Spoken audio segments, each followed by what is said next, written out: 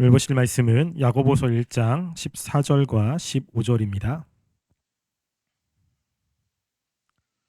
야고보서 1장 14절, 15절 말씀 우리 함께 봉독하겠습니다. 오직 각 사람이 시험을 받은 것은 자기 욕심에 끌려 미혹됨이니 욕심이 인찬즉 죄를 낳고 죄가 장성한즉 사망을 낳느니라. 아멘. 우리가 오늘은 추석이죠. 그래서 많은 청년들이 나오지 않을 거라고 생각을 해서 우리가 마가복음이 아닌 수련회 때 했던 말씀을 좀 이어서 했으면 하는 생각이 들었습니다. 원래 제가 한 달 전에 코로나에 걸려서 예배를 드리지 못했죠. 그때 하려고 준비했던 말씀입니다. 그래서 우리 오늘 다시 한번 한 달 전에 있었던 수련회 말씀을 2달 됐죠.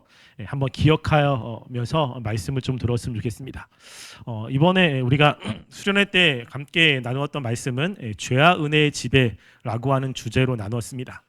그래서 우리가 하나님의 백성답게 살려면 신분을 가지고 되는 것이 아니라 우리의 삶이 하나님의 은혜의 통치 가운데 있어야 됩니다. 매 순간순간마다 우리의 마음이 하나님의 은혜의 통치 가운데 있으면 우리의 삶은 하나님이 원하시는 삶을 살 수가 있게 되는 거죠. 그런데 우리 마음이 하나의 은혜의 통치가 아닌 죄의 통치 가운데 있으면 하나님의 백성임에도 불구하고 죄악된 삶을 살 수밖에 없습니다. 또 교회가 그렇게 죄악된 죄의 지배 가운데 있는 사람들이 모이면 당연히 교회 공동체는 분열될 수밖에 없습니다. 그래서 우리가 하나님의 말씀대로 살고자 한다면 우리는 죄의 통치, 죄의 지배 가운데 있으면 안 되고 하나님의 은혜의 통치 가운데 있어야 되는 거죠. 그래서 우리가 하나님의 은혜가 우리 마음을 다스리시고 통치해야 우리가 하나님이 기뻐하시는 삶을 살 수가 있는 것입니다. 그래서 우리가 오늘 함께 볼 것은요, 내가 그러면 은혜의 통치 가운데 있는지 아니면 죄의 통치 가운데 있는지를 어떻게 알 수 있을까라고 하는 것입니다. 우리 몸에 병이 들면 병이 들었을 때 증상들이 나타나게 되죠. 가장 쉬운 예로는 감기가 들면 감기의 증상들이 있습니다. 감기의 바이러스는 보이지 않지만 기침을 하거나 열이 나거나 콧물이 나거나 몸이 떨리면 우리는 그 증상을 통해서 감기에 걸렸구나 라는 것을 알게 됩니다. 그래서 치료를 받게 되죠. 그런데 굉장히 위험한 병은 증상이 없는 병입니다. 증상이 없는 병은 그 내부에서 그 병이 점점점 자라는데 증상이 없기 때문에 인식이 안 됩니다. 결국에 발견됐을 때는 이제 말기암이라던가 그리고 죽을 날이 곧 임박해서 발견되면 이제 죽게 되는 거죠. 그렇게 우리가 하나님 말씀대로 살아갈 때 우리 내부에 있는 이 죄가 증상 같은 것을 보여주게 됩니다. 근데 증상은 보이지만 그 증상이 뭔지를 알지 못하는 사람들은 그 증상이 없는 말기 그런 암처럼 점점점 하나님과 관계가 멀어짐에도 불구하고 그것을 알지 못하면서 살아가고 있는 거예요. 나는 괜찮아. 나는 잘 살고 있어. 그런데 하나님의 은혜와 또 하나님의 주시는 평안은 마음에 없고 그리고 그렇게 그냥 종교적인 신앙생활만 하게 되는 것입니다.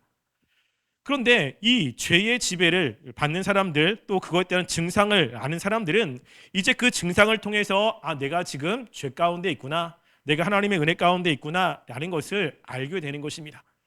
여러분 죄나 이 은혜는 자리가 있다고 이야기를 했어요. 죄와 은혜가 우리 마음 가운데 들어왔을 때 자리 잡고 있는 자리가 어디라고 이야기를 했습니까? 바로 마음이라고 이야기를 했죠. 그래서 이 죄와 은혜가 우리 내부의 마음의 자리를 잡으면 이것은 반드시 우리의 외부로 무엇인가 나타나게 되어 있습니다. 마음이라는 것은 생각과 감정과 의지를 주관하는 곳이기 때문에 죄가 들어오면 당연히 생각과 감정과 의지가 죄악된 증상들로 나타나게 되어 있죠. 은혜가 들어가면 은혜는 똑같이 생각과 감정과 의지의 영향을 받게 됩니다. 여러분 그래서 죄가 충만한 사람과 은혜가 충만한 사람은요 말이 다릅니다. 표정이 다르고 삶이 달라질 수밖에 없어요. 그래서 그런 삶을 통해서 우리가 죄가 충만하구나 은혜가 충만하구나 이런 것들을 어렴풋하게 알 수 있습니다. 왜냐하면 죄라고 하는 것은 이 본질이 하나님께로부터 멀어지려고 하는 경향성이라고 이야기했잖아요. 이게 죄의 본질이에요. 그러니까 죄가 우리 가운데 들어오면 하나님께로부터 멀어지려고 하는 경향성이 생기게 됩니다. 그래서 이 경향성은 우리의 삶에서 사람과의 관계 속에, 때로는 직장에서의 어떠한 능력 이런 것들과 맞닿았을 때 이 죄의 모습으로 다양한 양상들로 나타나게 됩니다. 시기와 질투, 때로는 미움, 그리고 때로는 열등의식, 또 이런 것들로 이제 나타나게 되는 거죠. 이런 것이 나타나는 것은 이제 악이라고 이야기하는데, 악이 나오는 것은요, 그 내부에 뭐가 있기 때문입니까? 죄가 있기 때문에 그래요. 이 죄가 있기 때문에 이 죄가 다양한 상황 속에서 악이라고 하는 것으로 표출되게 되어 있습니다. 그래서 죄가 강력하게 우리 마음 가운데 있다면 이 죄는 다양한 상황 속에서 악이라는 것으로 이렇게 나타나게 되는데, 특별히 이제 죄의 지배 가운데 있으면 이 악한 모습이 이제 더욱더 뚜렷하게 나타나게 되죠. 그런데 나타나기 전에 우리 마음 가운데 죄가 우리를 지배하기 때문에 이 내면의 변화가 생기기 시작합니다. 그래서 나는 교회에서 무엇인가 열심히 합니다. 예배도 잘 드리고 나름대로 다른 사람이 볼 때 죄악된 모습이 없을지라도 죄의 지배 가운데 있을 수 있어요.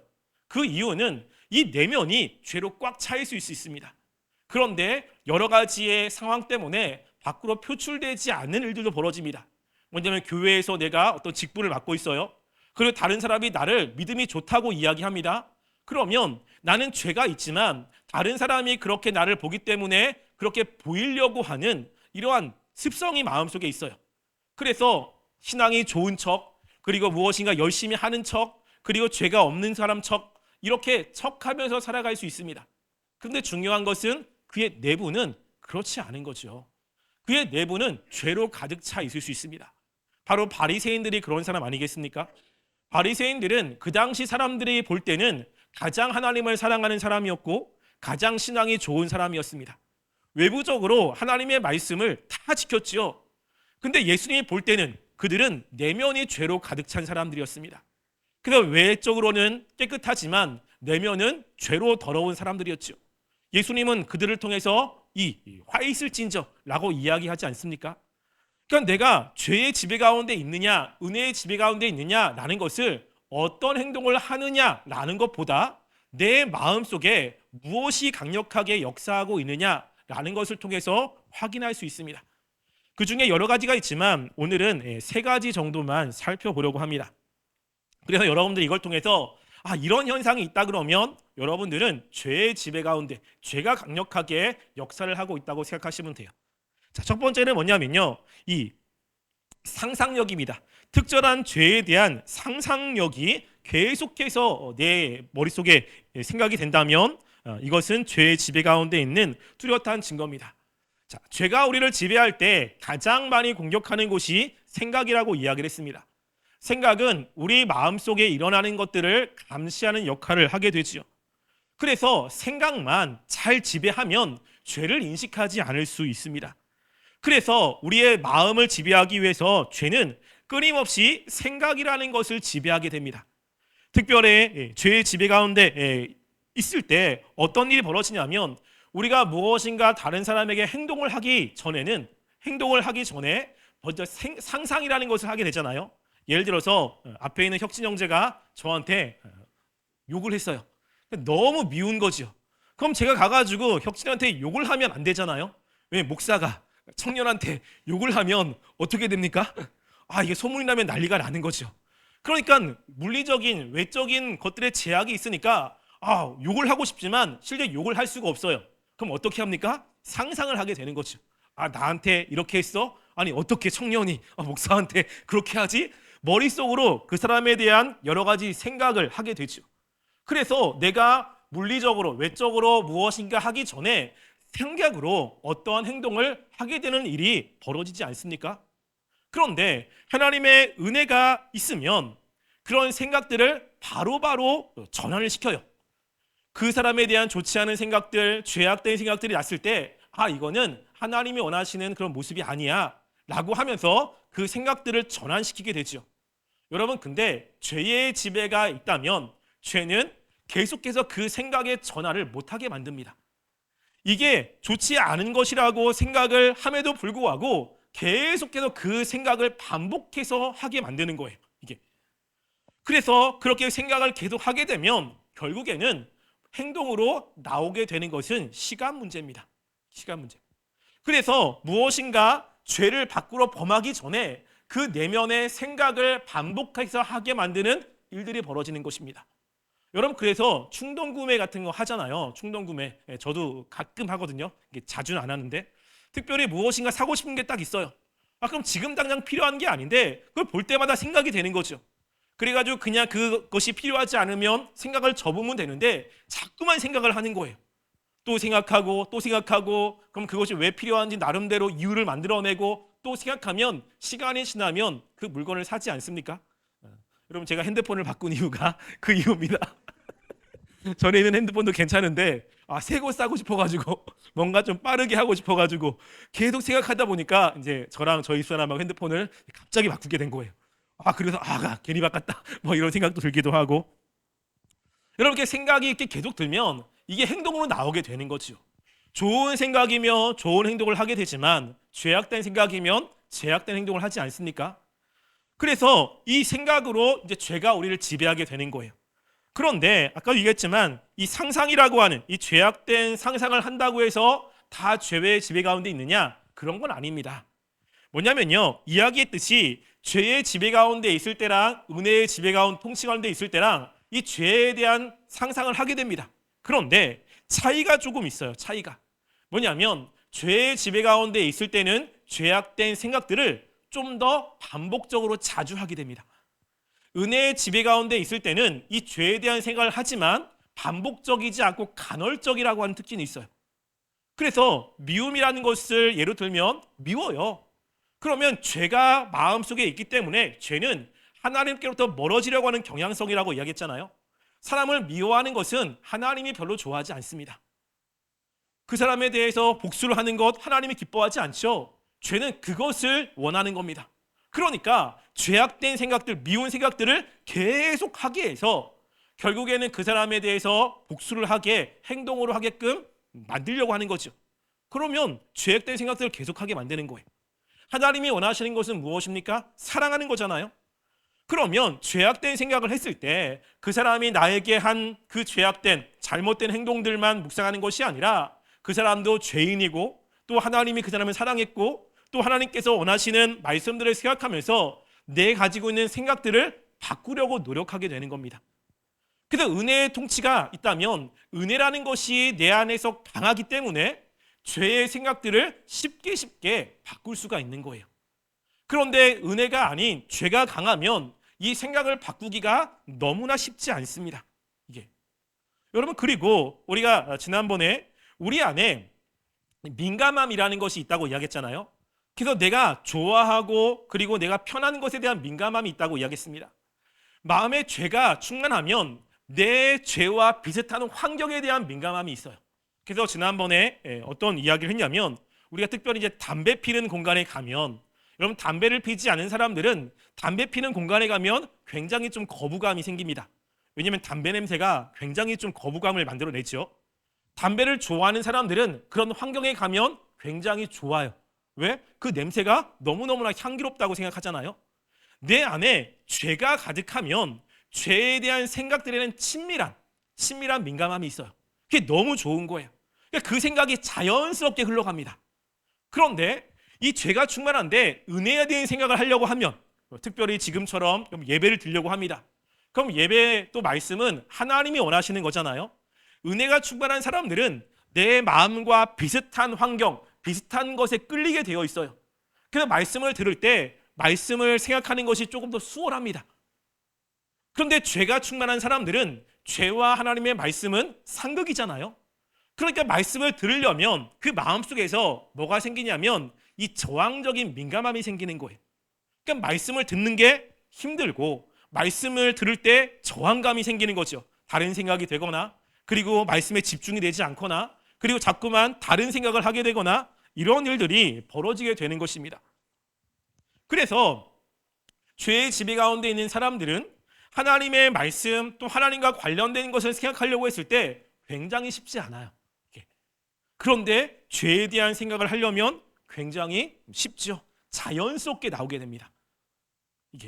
그러니까 내 안에 죄가 지배하고 있다면 내가 어떤 것을 생각하는 것이 훨씬 더 편한가를 생각하시면 돼요. 그래서 어렵고 힘들 때, 예를 들어서 삶이 힘듭니다. 삶이 어려워요. 내가 원하는 대로 삶이 흘러가지 않습니다. 여러분, 그럴 때 죄의 생각은 불평이죠. 불평이고 불만이고 자기의 삶에 대해서 안 좋은 부정적인 생각을 하게 만듭니다. 여러분, 근데 그렇게 힘들고 어려울 때 하나님이 원하시는 것은 무엇이죠? 하나님을 생각하는 거죠. 하나님의 통치, 하나님의 역사하심, 그리고 하나님의 능력, 이런 걸 생각하며 힘들지만 그래도 하나님을 생각하면서 마음의 평안을 갖는 것입니다. 그래서 여러분, 죄의 충만함이 있는 사람들은 어렵고 힘들 때 하나님을 생각하기가 굉장히 쉽지 않습니다. 옆에서 하나님을 이야기하고 그리고 하나님의 말씀을 이야기를 해도 그런 게 어딨어? 그게 과연 돼? 과연 가능할까? 의구심도 갖고 점점점 그 생각들을 하기가 쉽지 않아요. 여러분, 근데 은혜의 통치 가운데 있는 사람들은 물론 그 생각이 부정적이고 여러 가지 안 좋은 생각이 있을 수 있지만 하나님의 말씀이 선포가 되면, 또 하나님을 믿는 믿음의 그 말씀들이 선포가 되면 생각의 전환이 조금 쉽게 되는 일들이 벌어지게 됩니다. 그래서 내가 하나님 말씀을 들을 때 내가 지금 느껴지고 있는 또 생각되어지는 이 생각들이 바로바로 변환이 되는가, 하나님 쪽으로, 그렇지 안 되는가라고 하는 것을 여러분이 보시면, 아, 내가 지금 죄의 통치 가운데 있구나, 아니면 은혜의 통치 가운데 있구나 라는 것들을 알게 되는 것입니다. 두 번째는 뭐냐면 정서예요. 정서. 여러분, 우리가 생각을 계속하게 되면 좋지 않은 거래도 반복적인 생각은 그 사람에 대한, 그 대상에 대해서 좋은 감정으로 가는 경우가 굉장히 많습니다. 이게. 그래서 죄는 생각과 함께 이 정서에도 영향을 끼치게 되는 거죠. 여러분, 죄가 정서가 죄를 사랑하면 이 죄에 대한 것들로 삶의 모든 것들을 다 우선순위로 잡고서 모든 것을 다 재편성하는 일들이 벌어지게 되거든요. 그래서 죄가 가득하면 죄악된 것들을 좋아하게 되어 있습니다. 그리고 죄악된 것들을 좋아할 때 바로바로 이제 마음이 변화되는 것들이 이제 벌어지게 되는 거죠. 옛날에 이런 일이 있다고 그래요. 어떤 목사님이 이야기하는 것을 듣고 제가 오늘 말씀과 관련해서 한번 가지고 왔습니다. 어떤 전도사님이 있었어요. 어떤 전도사님은 예수님을 믿고 정말 하나님께 순종하는 삶을 살았습니다. 이 전도사님은 자매도 버리고 세상도 버리고 다 버렸는데 한 가지만 못 버렸대요. 그게 뭐냐면 스포츠였습니다. 스포츠를 너무너무 사랑하는 거죠. 그런데 어느 날 이 전도사님이 주일날 예배를 드리고 또 부서를 인도해야 되는데 없어진 거예요. 이게. 그래서 교인들이 다 찾았습니다. 전화를 하고 막 다 찾았는데 없는 거예요. 야, 이상하다. 어디 아픈 것도 아닌데 막 고민을 하고 걱정을 했는데 TV에서 이 전도사님의 모습이 딱 비춰진 거예요. 어디냐면 야구 경기장. 야구 경기장이 거기서 이제 굉장히 뭐 플레이오프 뭐 같은 거 했나 보죠. 거기서 열심히 응원하는 게 하필 딱 찍힌 거예요. 그걸 교인들이 봤습니다. 이거 쉽지 않겠죠? 왜 그래요? 다 좋은데 이게 이제 스포츠에 대한 사랑이 이것을 끊을 수가 없는 거죠. 그러니까 예배도 중요하고 다 중요한데 너무 스포츠를 하고 싶은 마음이 굉장히 큰 겁니다.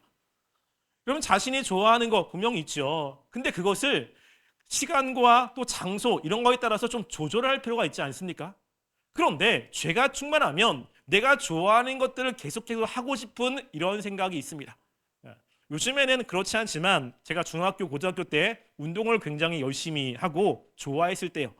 그냥 대부분 시합을 하면 교회에 있는 사람들은 다른 때 못하고 주일날 특별히 이제 오후 시간에 시합을 하거든요. 근데 제가 어렸을 때는 저녁 예배가 있었습니다. 그러니까는 점심을 먹고 저녁 7시까지 시간이 조금 남은 거예요. 그러면 다른 교회와 축구 시합을 잡습니다. 그러니까 저는 축구를 굉장히 좋아하는 사람으로서 이제 축구를 하면 이제 11명을 모여가서 이제 축구를 하잖아요. 그럼 제 머릿속에 이제 전술과 전략이 계속 이제 생각이 나는 거죠.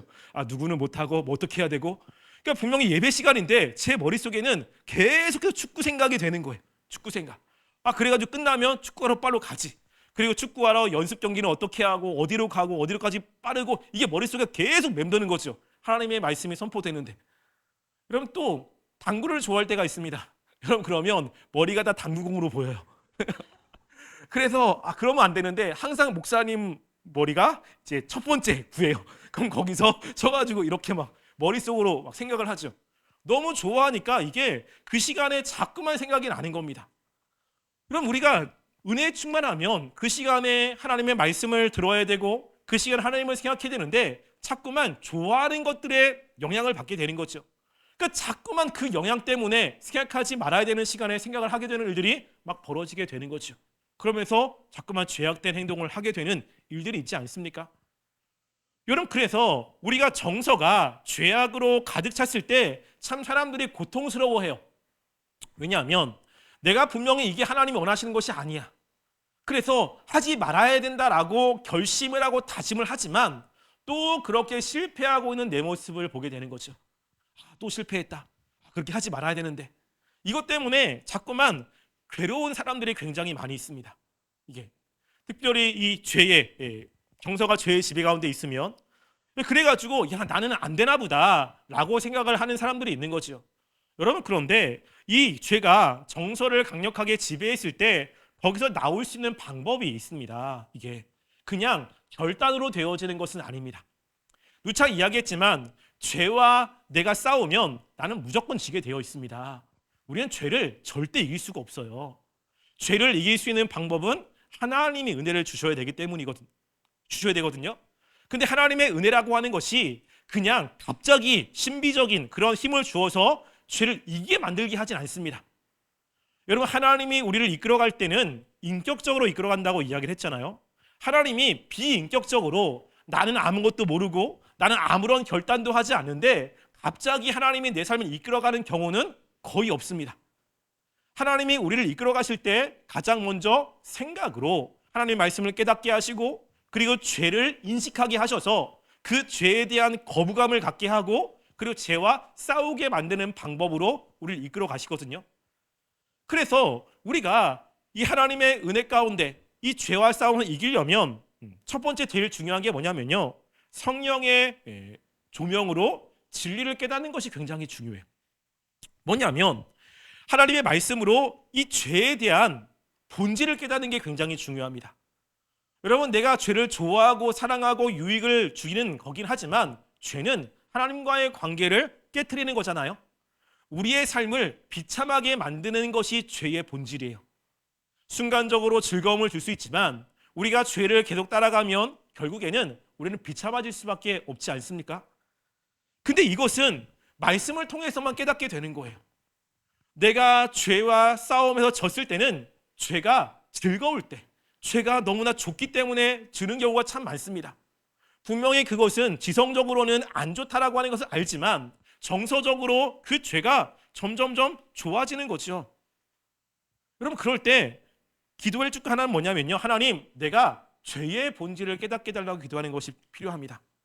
죄가 나에게 어떤 영향을 주는지 이런 것들을 먼저 깨닫는 것이 굉장히 중요해요.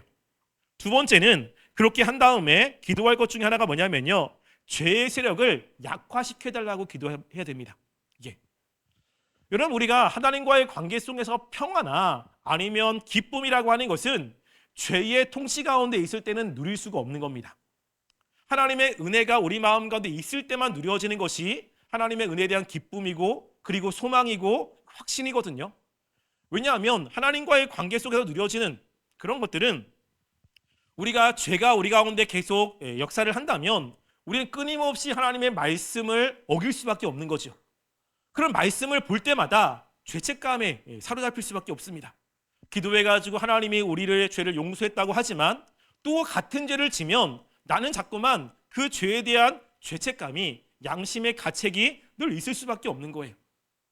그런데 마음의 평안함은 하나님의 말씀대로 계속 순종하고 나름대로 하나님의 뜻대로 살았다라고 하는 것을 깨달으면 마음의 평안이 오지 않습니까? 이게 물론 그것도 주관적이긴 하지만 그러니까 우리가 하나님께서 주시는 이 마음의 기쁨 이런 것은 이 마음 속에서 역사하는 죄의 세력이 약화될 때 일어나게 되는 거예요.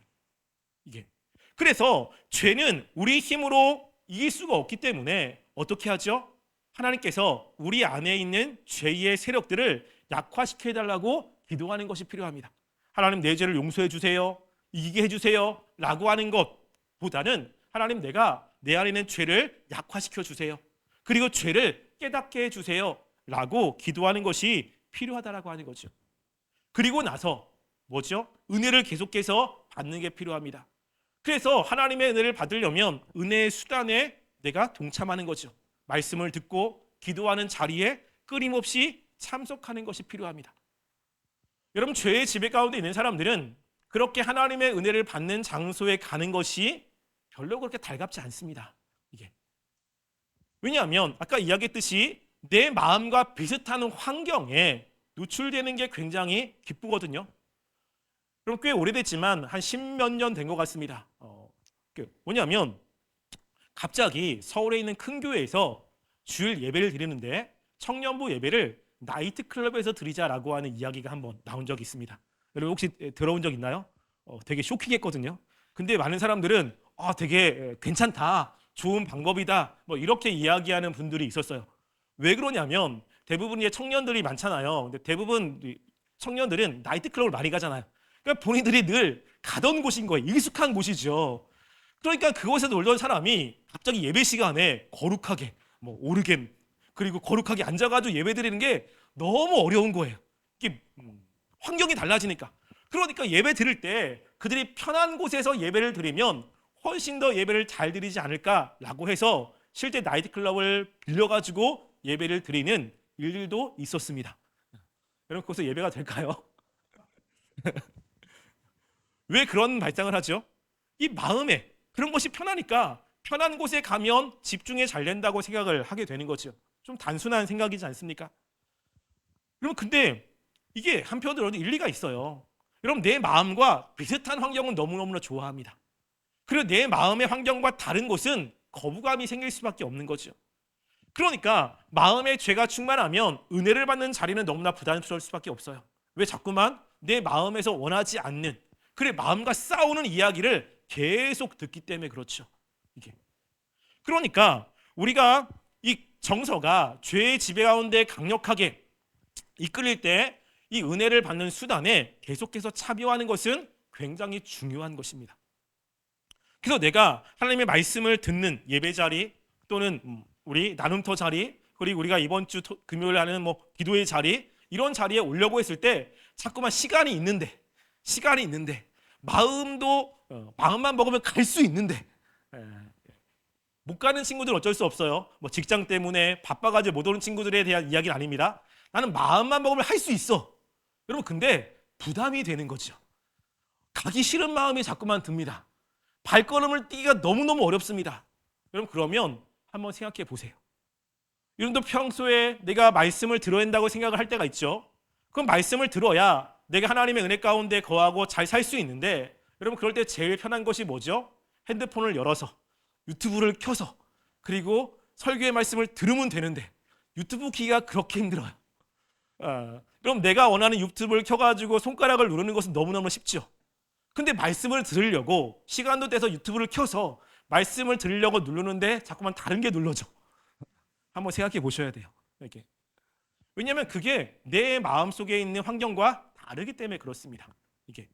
그러니까 자꾸만 이런 것이 생긴다면 여러분 생각하셔야 돼요. 나는 죄의 지배 가운데 있구나 라는 것들을 생각하셔야 됩니다.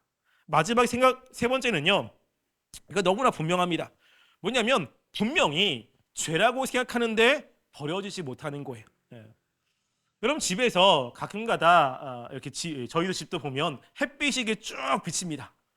여러분 그러면 햇빛이 비치지 않을 때는 이 내부가 좀 깨끗하다고 생각을 하는데 햇빛에 쫙 비치니까 집에 먼지가 굉장히 많아요. 야, 이렇게 먼지가 많을 수가 없는 거죠. 여러분 그럼 어떻게 하죠? 당장 마스크를 쓰고 내부 청소를 하지 않습니까? 이게 자는 이불을 그냥 자고 있는데 갑자기 그 안에 더러운 것들이 막 있는 거죠. 곰팡이가 막 이렇게 보여요. 여러분 그러면 그런 게 파악됐을 때 괜찮아. 늘 자던 곳이니까 그냥 잡니까? 아니면 바로 그것을 빨래를 합니까? 빨래를 하죠. 무엇인가 내가 봤을 때 좋지 않은 것이 있으면 우리는 바꾸려고 하는 본능이 있는 거예요. 본능이 이게. 그런데 뭐냐면 죄인지 알아. 안 좋은 건지 알아. 근데 버리고 싶지 않은 거죠. 이게. 여러분 왜 그렇죠? 이 죄의 지배가 굉장히 강한 거예요. 여러분 그 죄를 하나님이 싫어하시고 하나님이 마음 아파하신다라는 것을 알아요. 이것을 내가 버려야 되는 것도 알아요. 여러분 근데 그것을 버리고 싶지 않은 겁니다. 계속해서 그것을 하고 싶은 거죠. 왜냐하면 내가 그 죄를 그것을 사랑하기 때문에 그렇습니다. 이게. 그래서 성경에 보면요. 특별히 요한일서에 보면 어떤 말씀이 있냐면 요한일서 2장 15절 말씀에 이런 말씀이 있습니다. 이 세상이나 세상에 있는 것들을 사랑하지 말라. 누구든지 세상을 사랑하면 아버지의 사랑이 그 안에 있지 아니하니라고 이야기하죠. 그럼 세상에 있는 것들을 사랑하게 되면 하나님의 사랑이 있지 않기 때문에 하나님이 싫어하셔, 하나님이 그것을 되게 안 좋아하셔, 이 말이 별로 그렇게 영향력이 없습니다. 하나님을 사랑한다면 내가 좋아하는 것이긴 하지만 하나님이 원하시는 대로 살려고 애를 쓰는 거죠. 여러분 그래서 분명히 성경에도 그렇고 내가 봤을 때 이게 죄야 하면 안 돼. 알는데도 자꾸만 그 죄를 버리고 싶지 않은 이런 일이 혹시 있습니까? 여러분 그러면 죄의 지배 가운데 있는 거예요. 죄의 지배 가운데.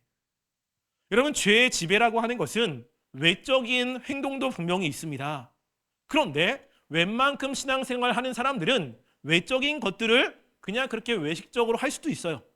예배생활, 말도 그렇고 은혜로운 말, 사람들이 볼 때 참 신앙이 좋다라고 하는 것들을 보여줄 수 있습니다. 여러분 근데 우리가 성경에서 이야기하듯이 사람은 외모를 보지만 하나님은 뭘 보시죠? 중심을 보는 거예요. 그 마음, 내면을 보신다고요. 외적으로는 굉장히 신앙이 좋은 것처럼 보이지만 내면이 더러울 수 있습니다. 하나님은 자꾸만 우리들에게 내면을 바꾸라고 이야기하고 내면에 있는 죄악들을 회개하라고 이야기하고 내면에서 하나님을 사랑하라고 이야기를 하잖아요. 근데 인간은 이해했듯이만 외적인 것, 외모를 보기 때문에 내면보다는 외적으로 보여지는 것에 자기의 신앙을 이렇게 근으로 삼을 때가 많아요. 아, 난 예배 안 빠지니까. 아, 나는 교회에서 이런 거 하고 있으니까. 근데 그 내면은 무엇인가 교회 안에서 일이 벌어지면 이 미움이 자꾸만 머릿속에 생각이 되고 그 사람에 대해서 때리지 못하지만 그 사람에 대한 미운 생각들을 머릿속에 떠나지 않아. 그리고 교회에서 뭘 하지만 딱 일정한 것 외에 다른 것들은 하나님의 말씀대로 살려고 하는 마음도 별로 안 생기는 거예요. 그렇게 살아가는 것은 하나님 때문이 아니라 습관적으로 해왔기 때문에 다른 사람이 그렇게 보니까 다른 사람에게 실망감을 주지 않기 위해서 때로는 내 이미지 때문에 그런 걸 하고 있습니다.